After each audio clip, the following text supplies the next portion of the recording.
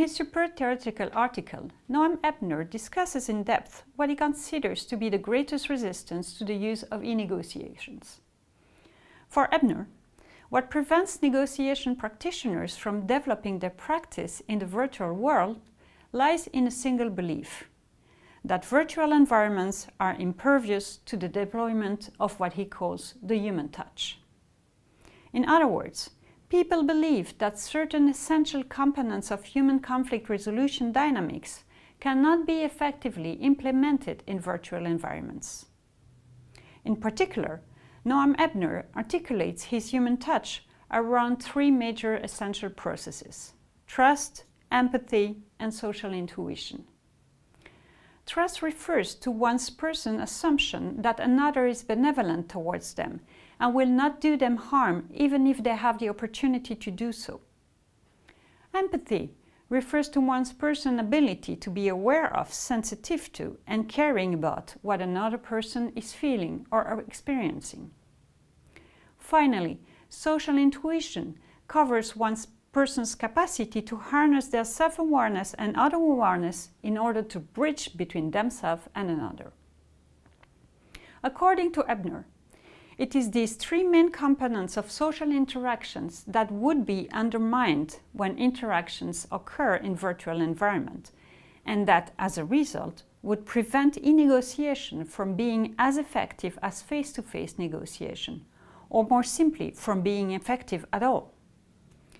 In the face of this belief, Ebner opposes three observations.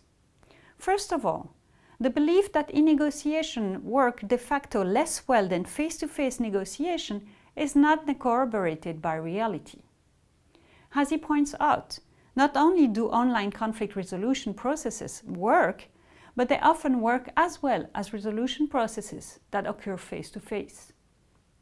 Secondly, the ability of a virtual environment to foster trust, empathy, and social intuition depends on the characteristic of that virtual environment. Trust, for example, is difficult to establish through the use of email, whereas it develops quite easily when we use video conferencing. Third, saying that it may be more difficult to establish, say, trust in virtual environments should not lead us to the conclusion that it is impossible to establish trust. What Noam Ebner suggests is to work on the adaptation that need to be put in place to respond to the specificities of virtual environments. For instance, Ebner highlights 8 challenges that negotiators will have to face if they wish to establish trust in virtual environments. He also proposes a series of possible answers to each of these challenges. You will find all of these challenges at the end of this video. I will just give you here 2 examples. The first example of a challenge is the fact that the parties in conflict enter virtual environment with lower expectations in terms of trust they can place in their partner than when negotiating face-to-face.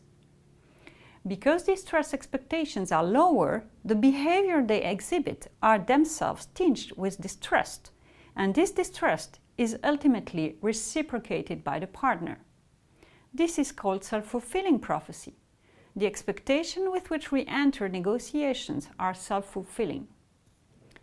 To meet this challenge, Ebner suggests, for example, to work early on building trust in virtual environment, even before the official kickoff, by means of informal, off-task communication. Another challenge relates to the fact that virtual environments, especially when negotiations take place through written messages, lack certain contextual cues, such as nonverbal cues that signal the degree of trust one can place in a person. To meet this challenge, Ebner suggests that we learn to read, that is, to read messages more carefully by paying more attention to details such as the words used or the phraseology. In addition, he also proposes that we use all the options offered by the virtual environment, such as the use of the subject line in an email, the use of the hands when communicating via video, in order to make our communication as clear and as trustworthy as possible. Basically, Noam Ebner's message is that it is time to change our attitudes towards e-negotiation. Instead of resisting it fiercely, let us learn to adapt to it.